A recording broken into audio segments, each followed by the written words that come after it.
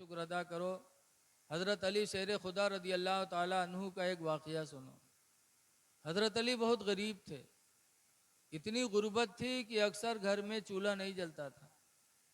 एक दिन इतनी गरीबी आई कि हज़रत फ़ातिमा ज़हरा रदी अल्लाह ताला अन्हा ने अपना दुपट्टा दिया कि अल्लाह के शेर ले जाओ, मेरा दुपट्टा बेच कर कुछ राशन ले आओ, कई दिन से फाका हो रहे हैं। बताओ, इतनी गरीबी किसी के यहाँ हो सकती है आजकल? नहीं है। लेकिन हज़रत अली शेर खुदा रदी अल्लाह ताला अन्हु अपनी बीवी फातिमा का दुपट्टा लेकर गए, मदीने की बाजार में बेचा, और बेचने के बाद पैसा लेके चले थे राशन की दुकान पे कि राशन ले लें। इतने में एक फ़कीर सामने आ गया। कहा, अली, अल्लाह के लिए मेरी मदद कर दो, मैं भूखा हूँ। तो हज़रत अली ने जो दुपट्टा बेचा था वो पैसा उस गरीब को दे दिया और खाली हाथ चल पड़े। सोच रहे हैं कि फातिमा जहरा ने भेजा था कि दुपट्टा बेचकर राशन ले आओ, और मैं खाली हाथ जा रहा हूँ। चंद कदम आगे बढ़े कि एक नूरानी चेहरे वाले सुर्ख ऊँटनी की लगाम पकड़े सामने हज़रत अली के आए। हमारे तुम्हारे यहाँ भैंसियाँ बड़ी महंगी होती हैं दूध देने वाली, और अरब में ऊँटनियाँ बड़ी महंगी होती थी, वो भी सुर्ख ऊँटनी सबसे कीमती जानवर माना जाता था अरब में। एक नूरानी चेहरे वाले लाए, सुर्ख ऊँटनी की लगाम पकड़ के हज़रत अली से कहते, खरीदोगे? ले लो। कहा, जा यार, यहाँ घरे खाना नहीं, तुम कहा तो ऊँटनी ले लो। कहा, ले लो यार, उधार ही ले लो। कहा, उधार लेंगे तो देना तो पड़ेगा। कहा, ले लो, होगा तो देना, ना होगा तो ना देना, ले लो इसे। तो हज़रत अली ने जब इतना सस्ता देखा तो ले लिया। लेने के बाद बताते हैं बार रवायतों में कि 60 दिरहम की उसने बेचा, और लिया, लगाम पकड़ा हज़रत अली और चले। फिर भी शर्मा रहे हैं कि अभी फातिमा को क्या मुंह दिखाऊंगा कि फातिमा ने राशन लेने के लिए भेजा रहा है और हम ऊँटनी लिए गए थे। लेकिन 10 कदम आगे बढ़े जैसे एक नूरानी चेहरे वाले फिर आए, कहते हैं, अली, ऊँटनी बेचोगे? कहाँ बेचूंगा। कहा, कितने में? कहा, जो देना हो दे दो। कहा, 300 दिरहम इसके दूंगा, दे दो। हजरत अली कहते हैं, दे दो। दे दिया 300 की, और 300 दिरहम लेने के बाद हजरत अली फरमा सोचते हैं कि लाओ 60 दिरहम उस ऊँटनी वाले को दे दे, फिर भी मेरे 240 बचेंगे। तो पैसा लेके वापस हुए, उसको तलाश करने लगे। ऊँटनी बेचने वाले को मदीने मनव्वरा में हजरत अली ने खूब तलाश किया, लेकिन ऊँटनी बेचने वाला मिला नहीं। जब मिला नहीं तो राशन लेके घर पहुँचे, और उसके बाद हुजूर के पास गए। हुजूर से पूरा वाक़या बयान किया। अल्लाह के रसूल, मैंने बहुत तलाश किया लेकिन वो मदीने में मिला ही नहीं। तो हुजूर मुस्कुरा के फरमाते, जिब्रील, तुमने जाना नहीं, वो ऊँटनी देने वाले जिब्रील हैं और खरीदने वाले मीकाईल हैं। तुमने जो अल्लाह के नाम पर फकीर को दे दिया, अपने अहलो अयाल के लिए नहीं सोचा, अल्लाह के नाम पर तुमने दिया, वो तुम्हारा सदका खुदा को इतना पसंद आया कि अल्लाह ने फौरन जन्नती ऊँटनी जिब्रील को दिया। कहा, जाओ जिब्रील अली को दे के आओ, और फिर मीकाईल को भेजा कि जाके उसके खरीदार भी बन जाओ। ऐ लोगो, सहाबा थे जिनका ईमान था खुदा रसूल पर कि जो कहा है वो बरहक है। एक दोगे तो 10 पाओगे, एक दोगे तो 700 का सवाब पाओगे। इसलिए अब भी अगर कुछ बचा है जेब में तो अल्लाह को राज़ी करने के लिए ला के दे दो। अल्लाह को राज़ी करो। कुरान में है, वरिज़वानुम मिनल्लाहि अकबर, अमलों में सबसे बड़ा अमल अगर कोई अमल है तो कुरान कहता रिजवानुल्लाह, यानी अल्लाह को राज़ी करना है। ये मदरसे इस्लाम की बुनियाद है। आज आप अपने बच्चों को हाफिज नहीं बनाते, आलिम नहीं बनाते कि ये थोड़ी थोड़ी तनख्वाह पाएंगे, क्या खाएंगे, क्या अपने बच्चों को खिलाएंगे। लेकिन अल्लाह के रसूल का फरमान सुनो, हुजूर फरमाते अल उलमा बिहिम युमतरून, उलमा ही की वजह से बारिशें होती हैं, व बिहिम युरज़क़ून, और उलमाए किराम ही की वजह से लोग रोजियां दिए जाते हैं। रोजी भी मिलती है तो इन्हीं की बरकत से, बारिश होती है तो इन्हीं की बरकत से। ये तुम्हारे नबी का फरमान है, जिनके ऊपर ईमान लाना ही हमारी आपकी कामयाबी की निशानी है। तो इसलिए ये न सोचो कि हाफिज आलिम क्या खाएंगे। अल्लाह ताला बहुत बड़ा रज़ाक है। वमा मिन दाब्बतिन इल्ला अलल्लाहि रिज़्क़ुहा, 12वां पारा की आयत है कि जमीन पे रेंगने वाला कोई ऐसा जानवर नहीं है, कोई ऐसी चीज नहीं है मगर उसकी रोजी खुदा के जिम्मे है। अल्लाह रोजी अता फरमाएगा। इसलिए अपने बच्चों को कुरान पढ़ाओ। हदीस पाक में है हक़्क़ुल वलदि अलल वालिदी सलास, कि एक लड़के का बाप पर 3 हक होता है। बच्चा पैदा हुआ कि माँ बाप पर उसके 3 हक वाजिब हो गए। नंबर 1 पर है अय्यासन इस्महो, कि बच्चा पैदा हो तो उसके माँ बाप फौरन उसका नाम अच्छा रख दें। अच्छा नाम रखो, वरना जहाँ देर की हो वह मोहल्ला वाले ढोंगरे मोगरे काहे लगी हैं। हमारे यहाँ मदरसा में एक बावर्चीन है, वो के 2 लड़का, पहले के नाम है ढिल ढिल, छोटके के नाम है चुरचुर। ढिल ढिल चुरचुर, बताओ कोई नाम ही ढूंढे नहीं पैसे। नाम अच्छा रख दो, अच्छे नाम की भी बरकत होती है, तासीर होती है। जिसका नाम अच्छा होता है, जिसके नाम पर होता है, उसका फैज उसको मिलता रहता है। अच्छा नाम रखो। हदीस पाक में मुनादी युनादी यौमल क़यामा, हुजूर फरमाते क़यामत के दिन एक पुकारने वाला पुकारेगा, या मोहम्मद उदखुल फिल जन्नह, ऐ मोहम्मद तुम जन्नत में दाखिल हो जाओ।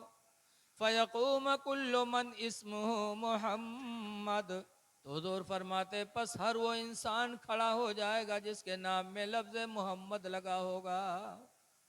मोहम्मद वाले सब खड़े हो जाए, जनी हमका पुकारा गया, जनी हमका पुकारा गया। तो फरिश्ता रोकेगा, कहे लोगो हटो हटो, मैंने तुमको नहीं पुकारा, मैंने तो आखिरी नबी को पुकारा है।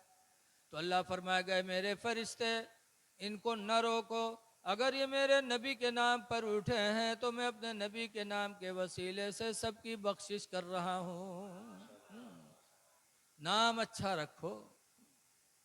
दूसरा हक हुज़ूर फरमाते हैं वयुअल्लिमुहुमुल किताब, और दूसरा हक है बाप पर कि वो अपने बच्चे को कुरान का इल्म सिखा दें।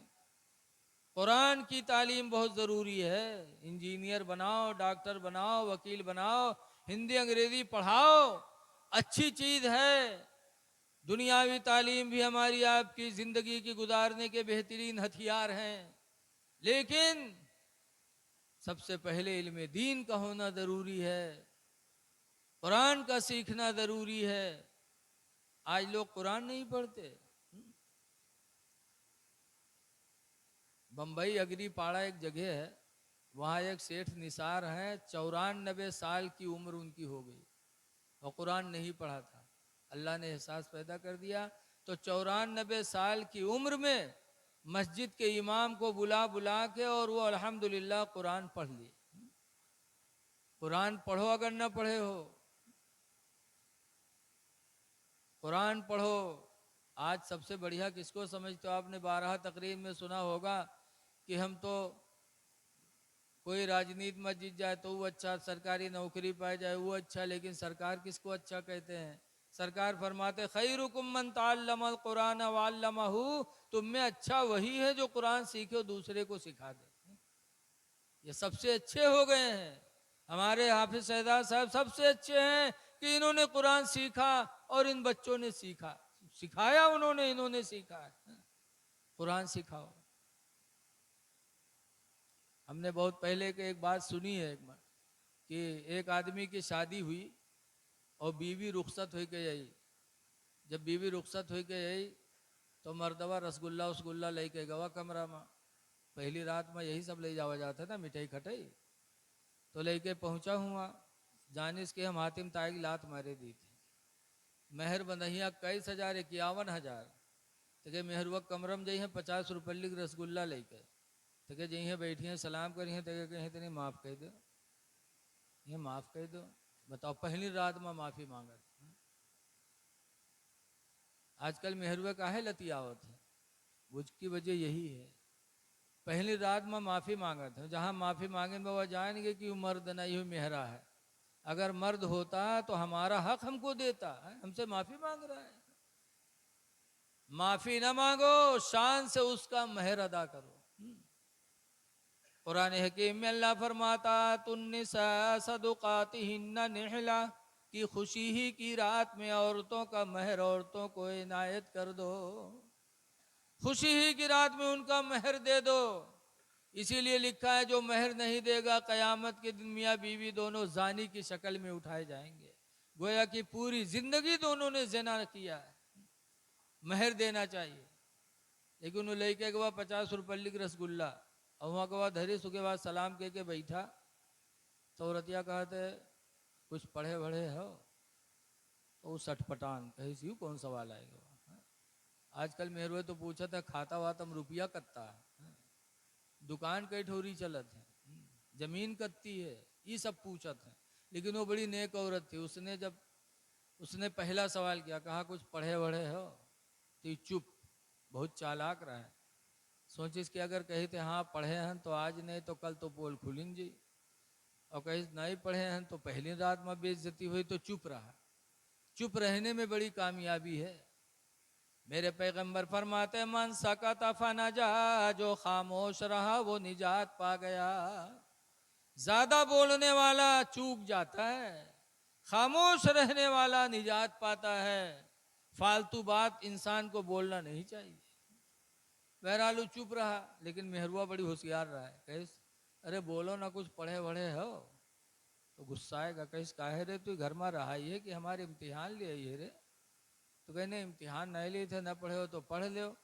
कहीं सब पढ़े जे 35 साल के हो गए हैं, अब कमाए जे कि तुका कमाए कमाए खवे तुका कि पढ़े जे।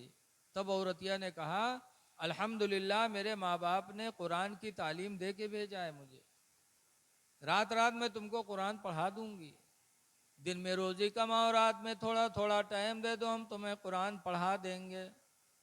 तो कुछ नहीं बोला। दूसरे दिन फिर गए तो फिर औरतिया यही कहे लाग, पढ़ ले रे अल्लाह के वास्ते पढ़ ले, पढ़ ले रे।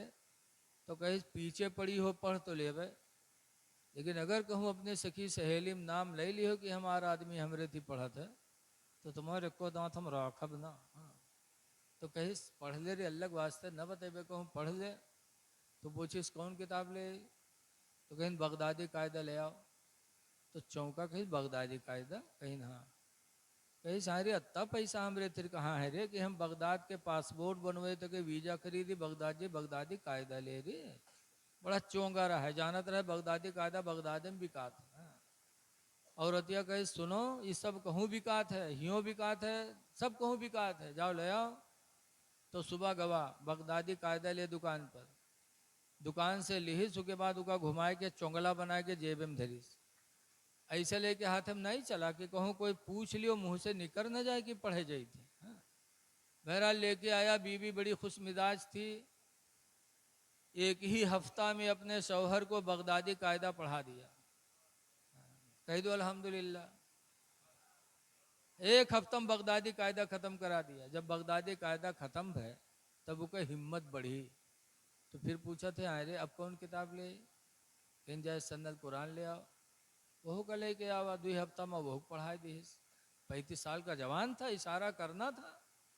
2 हफ्ता में जब यह सन्नत कुरान खत्म की है, तो बीवी कही सब। शौहर ने पूछा आप, तो बीवी ने कहा जाओ बड़ी किताब ले आओ। कुरान शरीफ लेके आया, बीवी ने पढ़ाना शुरू किया। अल्हम्दुलिल्लाह 2.5 महीना में बीवी ने 25 पारा पढ़ा दिया कुरान। जब 25 पारा पढ़ेगा, तब एक दिन बीवी से कहा था घर में, क्या रे हम 25 पढ़ गए हैं, 5 रह गए हैं, अभी कोई जान नहीं पैसे। तो तनी अपनी सखी सहेली में कहूँ कहूँ बताओ कि हमरे आदमी पढ़े हैं, अब खुदे प्रचार करावे लगा। तो बीवी कहे तुम घबराओ ना, तुमरे नाना के मामला चलत है आखिरी, और उनके तीजा में ही आउट हो जाए सब।